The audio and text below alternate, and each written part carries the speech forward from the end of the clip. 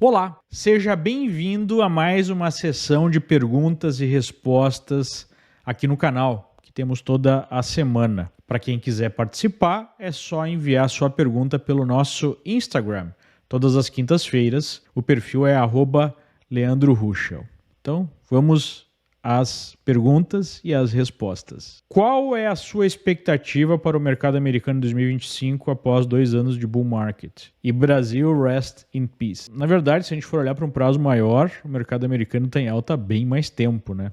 Se a gente for olhar num prazo mais ampliado, o mercado americano está em alta desde o crash de 2008, da crise do subprime, com algumas correções intermediárias, mas nenhuma correção mais significativa. O que está trazendo otimismo aqui para os Estados Unidos é a expectativa de um choque de capitalismo, né, que muitos analistas chamam de liberar os espíritos animais aí, que o governo Trump pode trazer ou promete trazer. Então isso está animando o mercado, expectativa de corte de impostos, de desregulamentação, de enxugamento dos excessos da burocracia do Estado, né? Tudo isso gera esse otimismo, mas a gente sabe que na prática é bem mais difícil de fazer tudo isso, né, que o Trump prometeu. Então, há a possibilidade, sim, de nós termos alguma correção intermediária. Agora, quando vai acontecer, como vai acontecer, é muito difícil de precisar, né? O que nós temos é um mercado que, de fato, está sobrecomprado já há algum tempo. Será que a direita terá alguma chance real em 2026? No atual arranjo do cenário político brasileiro, não dá para acreditar, né, em chances reais quando o sistema define quem pode ou não pode ser candidato, como é que as campanhas devem acontecer, né? Não há liberdade de expressão mais, não há uma série de liberdades políticas, estão começando até mesmo a censurar cada vez mais parlamentares, até na tribuna da Câmara dos Deputados, né? Parlamentares são passíveis de censura. Imagina o que será então na próxima eleição, né?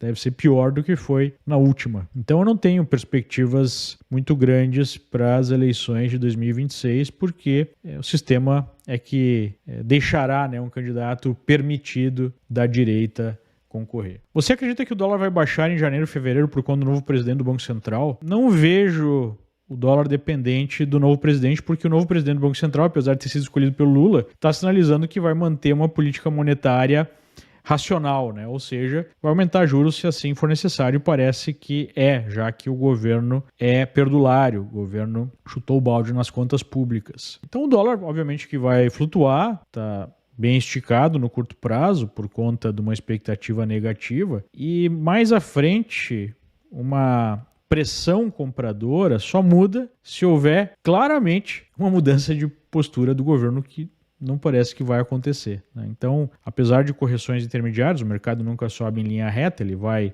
fazendo zigue-zagues. Eu não vejo, no momento, condições internas ou externas para a gente ter algum alívio maior no câmbio, né? Talvez essa zona aí de R$6 agora é o piso do dólar. Perdemos a chance de diminuir a corrupção na Lava Jato. Não haveria outra oportunidade? Qual é a sua opinião? A Lava Jato foi importante para expor os intestinos aí do sistema, para expor o quanto o arranjo político brasileiro é corrupto, é podre, mas eu acho que houve uma falha aí. A Lava Jato partiu do pressuposto que a corrupção é algo que poderia ser extinto por um Estado melhor administrado, por órgãos técnicos que fariam esse controle, e focou na corrupção financeira. Só que o problema muito maior do que a corrupção financeira é a corrupção política. O dinheiro que foi roubado da Petrobras, das estatais, né, ou do próprio Estado,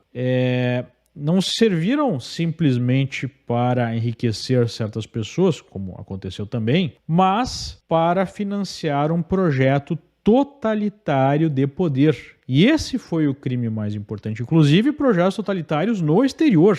Ou os escândalos da Lava Jato não financiaram também o governo totalitário venezuelano, o governo totalitário cubano, né, e outros amigos aí da esquerda, não só na América Latina, mas do mundo, né? Até fora da América Latina foram financiados ditadores. Então o problema da Lava Jato foi esse, acreditar que o sistema poderia ser sanado por técnicos que fariam esse controle e não por uma refundação do Estado brasileiro em que as bases de uma república seriam produzidas. E é exatamente por isso que nós tivemos o desfecho observado de uma descondenação de todo esse pessoal e a volta deles ao poder, só que de uma forma muito mais autoritária do que antes. Então, esse foi o problema da Lava Jato. Qual é a real intenção da tentativa de implantar a lei marcial na Coreia do Sul? Olha, é muito difícil saber, né? Estamos distantes da Coreia do Sul, não temos o conhecimento de toda a situação, mas pelo que eu li, pelo que eu estudei, eu até fiz um vídeo que eu recomendo se você quiser discutir mais profundamente esse assunto. Há uma percepção de politização das instituições e uma dificuldade em encontrar um órgão, né, que seja capaz de julgar malfeitos aí de autoridades. Há uma disfuncionalidade do sistema, algo que está se impondo nas democracias de modelo ocidental. Eu discuto isso a fundo nesse vídeo do YouTube, nós vamos deixar o link aqui na descrição, mas basicamente é uma crise constitucional. Muito parecido com o que aconteceu no Brasil, muito parecido com o que aconteceu nos Estados Unidos, muito parecido com o que aconteceu em Israel e em outros países. O governo não consegue impor, né, uma agenda, a captura de órgãos por parte de um grupo político, e aí nós temos essa discussão sobre quem teria a isenção necessária para definir, né, as leis, definir os procedimentos democráticos, definir aí quem deve ser julgado, como deve ser julgado, deixar de pé uma república. Esse é um problema de difícil solução, né? E a Coreia do Sul demonstra ser mais um país com essa instabilidade política. O mercado imobiliário na Flórida está superinflacionado? Olha, eu não diria que está superinflacionado. Óbvio que houve uma alta bem forte nos preços aqui na Flórida, mas isso é decorrente de uma situação de mercado em que você tem uma oferta limitada, ao mesmo tempo que há um influxo muito grande de pessoas chegando, seja americanos mesmo, né, em uma migração interna, seja estrangeiros. Então, o mercado reflete esse cenário. Apesar dos preços estarem altos, não há uma sinalização mais clara de reversão dessa tendência porque os fatores fundamentais permanecem, né? Então, mesmo no ambiente de juro bem mais alto em relação à média dos últimos anos, a gente não teve grandes correções no mercado, né? Claro que aí depende muito do mercado que a gente está falando. Por exemplo, né, o mercado de apartamentos já apresenta um cenário mais complicado do que o mercado de casas, por exemplo. Por outro lado, nós temos imóveis comerciais em crise, né? Então depende muito do segmento que você observa. O que falta para o Partido Novo se tornar o partido da direita brasileira? Bom, eu acho que hoje o Partido Novo é um partido de direita e o ranço que existe em relação ao Novo é motivado principalmente pela figura, né, do seu principal fundador, que já saiu do partido, que foi o Amoedo, que basicamente era um tucano, né? Um liberal de esquerda, que se apresenta como direita, mas que basicamente defende aí várias políticas de esquerda e, inclusive, é um antiliberal, porque defende a perseguição à direita brasileira. Então, o Amoedo acabou destruindo o partido num primeiro momento, afastou todas as pessoas boas que lá estavam, mas a própria organização interna do partido expeliu, né, o Amoedo, e hoje a gente tem um partido bem mais alinhado com os princípios da direita. Então, acho que é uma questão de tempo, o partido está crescendo agora. Eu vejo com bons olhos, né, o aparecimento de partidos como o Novo para a direita brasileira. O que muda no Brasil com a posse de Donald Trump? A maior mudança diz respeito ao regime brasileiro não contar mais com um aliado, com o peso dos Estados Unidos, que defendia a censura, né, que defendia a perseguição da direita e assim por diante, que era o governo Biden. E essa é uma grande diferença, né, porque as próprias redes sociais estão aqui nos Estados Unidos, as empresas de tecnologia que hoje definem a forma que a gente se comunica estão aqui nos Estados Unidos. Então, se há uma postura de um governo por liberdade de expressão, por direitos fundamentais, isso acaba atrapalhando muito o regime brasileiro. Além disso, o que muda é que agora há uma pressão maior sobre o governo brasileiro para que ele defina, né, a sua postura em relação a estar alinhado com o Ocidente de uma maneira geral ou com o que há de pior no mundo, né? As ditaduras iraniana, russa, chinesa. Isso vai dificultar esse alinhamento, essa proximidade cada vez maior do governo descondenado com esse eixo do mal, né? Então, acho que dificulta aí o caminho autoritário do governo brasileiro, mas está longe de ser uma solução para todos os problemas do Brasil, como muita gente acredita, infelizmente. Trump poderia, em seu testamento, escolher alguém para ser seu herdeiro e ter seu poder político? Olha, de uma certa forma, eu acho que ele já está fazendo isso, porque a partir do momento que ele escolheu o J.D. Vance como seu vice, eu creio que ele está escolhendo o seu herdeiro político, um sujeito jovem, né, com muita energia, com muita inteligência, que tem um perfil até mais conservador do que o próprio Trump. Claro que isso pode mudar ao longo do tempo, mas por enquanto a sinalização que ele fez foi essa, né? O J.D. Vance poderia ser o herdeiro político do Trump. Quem seria esse pessoal da Faria Lima, que tanto se fala, e qual a importância deles para o país? Ótima pergunta. Vamos lá, porque é bom esclarecer, já que muita gente não entende como funciona o mercado ou até gera uma perspectiva fantasiosa em relação à Faria Lima. Quando jornalistas e outras pessoas se referem à Faria Lima, usualmente estão se referindo a banqueiros, a corretores, a gestores de recursos, a investidores que, né, têm uma concentração lá na Faria Lima, pelo menos no Brasil.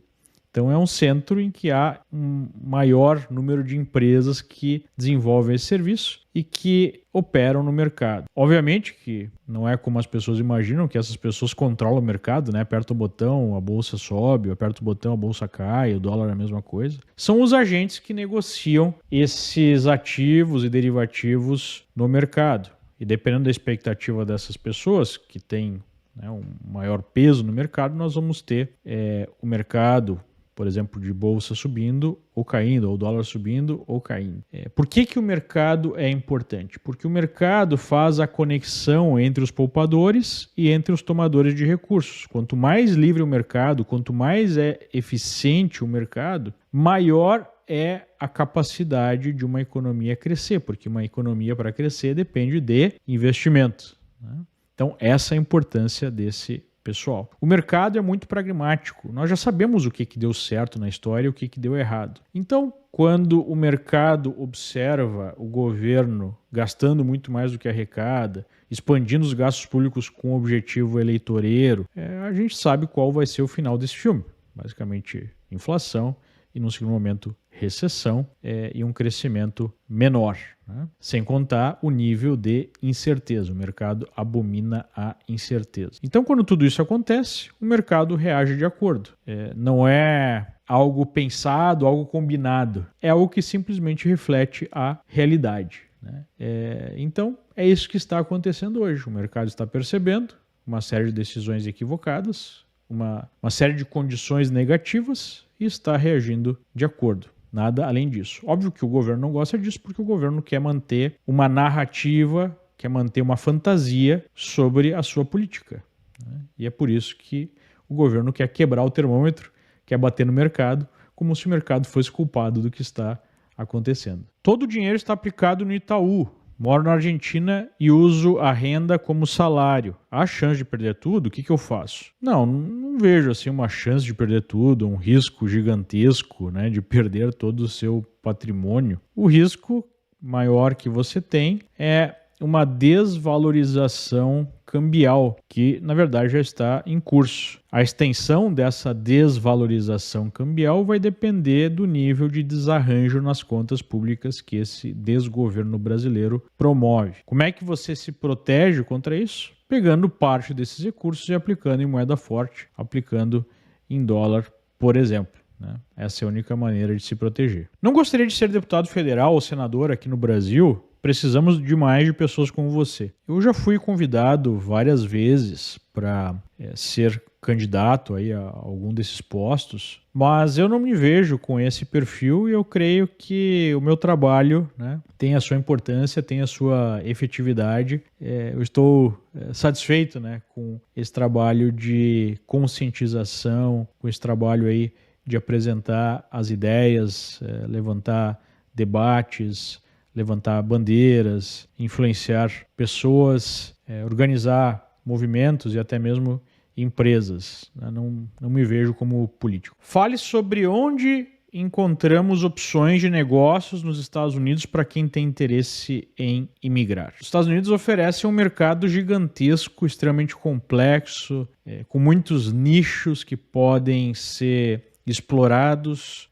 Basicamente, você pode fazer uma pesquisa de mercado como se faz em qualquer lugar. E você pode começar essa pesquisa pela internet. Apesar do mercado americano ser amplo, ser gigantesco, para você ter uma ideia, só para dar uma percepção aí de tamanho desse mercado, o mercado digital, né, o e-commerce da Flórida, é praticamente igual ao e-commerce no Brasil. Só que a Flórida é um dos estados americanos, apesar de ser um grande estado, é apenas um dos estados americanos. Então, basicamente, você tem uma enormidade de oportunidades, mas é importante salientar que é preciso ter um nível bem alto de profissionalismo para conseguir concorrer nesse mercado. Então, nem tudo são flores, né? Ao mesmo tempo que o mercado é muito grande, o nível exigido pelo consumidor americano é bastante alto. A direita faz parte do sistema corrupto ou o problema do Brasil e mundo é só a esquerda? Bom, então vamos lá, né? Primeiro eu pergunto, né, qual direita no Brasil? Porque a direita no Brasil é quase inexistente. Não há nenhum partido de fato de direita. A direita renasceu no Brasil na última década, mais ou menos. Então, a direita é muito incipiente no Brasil. E aí a gente olha para o governo, olha, né, para a base da corrupção, que é um governo cada vez maior, e se pergunta, quem defende a ideia de um governo gigantesco que esteja envolvido em todas as relações humanas, nas relações econômicas? É a esquerda e não a direita. Isso não quer dizer que não existam políticos que se apresentam como direita, né, e que sejam corruptos, obviamente há. Mas a lógica toda de um Estado gigantesco, que é, na minha opinião, o que promove a chance de corrupção, é a esquerda quem defende.